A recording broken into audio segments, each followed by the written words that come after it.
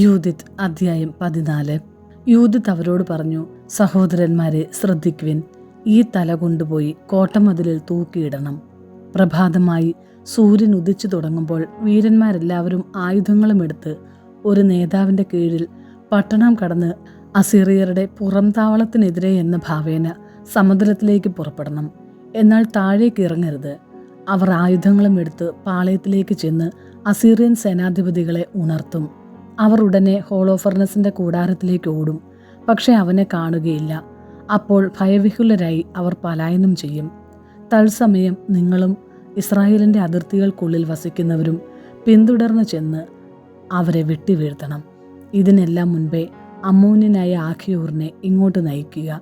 Israel ഭവനത്തെ നിന്ദിച്ചവനും മരണത്തിലേക്കെന്ന പോലെ തന്നെ നമ്മുടെ അടുക്കലേക്ക് അയച്ചവനുമായ മനുഷ്യനെ അവൻ കണ്ടു തിരിച്ചറിയട്ടെ.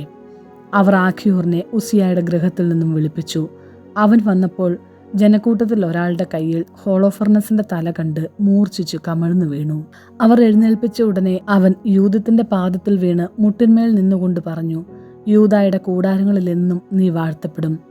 ഏതു രാജ്യത്തായാലും ആളുകൾ നിന്റെ പേര് കേട്ടാൽ ഭയചകിതരാകും.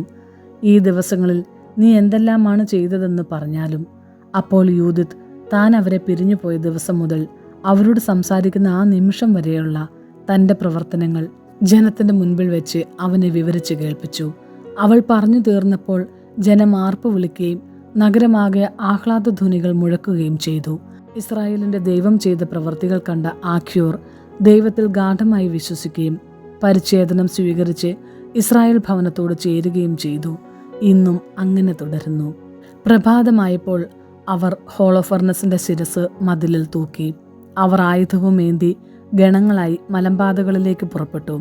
അസീറിയക്കാർ ഇത് കണ്ട് തങ്ങളുടെ സേനാധിപതികളെ വിവരമറിയിക്കുകയും സൈന്യാധിപന്മാർ, മറ്റു പടത്തലവന്മാർ, ഗണനായകന്മാർ എന്നിവരുടെ അടുത്തേക്ക് പോവുകയും ചെയ്തു. അവർ ഹോളോഫർണസിന്റെ കൂടാരത്തിലെത്തി അവന്റെ സ്വകാര്യ പരിചാരകനോട് പറഞ്ഞു, ഞങ്ങളുടെ യജമാനനെ ഉണർത്തുക. ഇതാ, ആ അടിമകൾ തങ്ങളുടെ സമ്പൂർണ്ണ നാശത്തിന് നമുക്കെതിരെ യുദ്ധത്തിന് പുറപ്പെടാനുള്ള ധൈര്യം കാണിച്ചിരിക്കുന്നു. ബെഗോവാസ് അകത്ത് പ്രവേശിച്ച് കൂടാരവാതിലിൽ മുട്ടി. അവന് യൂദത്തിന്റെ കൂടെ ഉറങ്ങുകയാണെന്നത്രേ അവൻ ധരിച്ചത്. മറുപടി ലഭിക്കായികയാൽ അവൻ വാതിൽ തുറന്ന് ഉറക്കറയിൽ പ്രവേശിച്ചപ്പോൾ ഹോളോഫർണസ് ശിരസറ്റ് തറയിൽ കിടക്കുന്നതാണ് കണ്ടത്.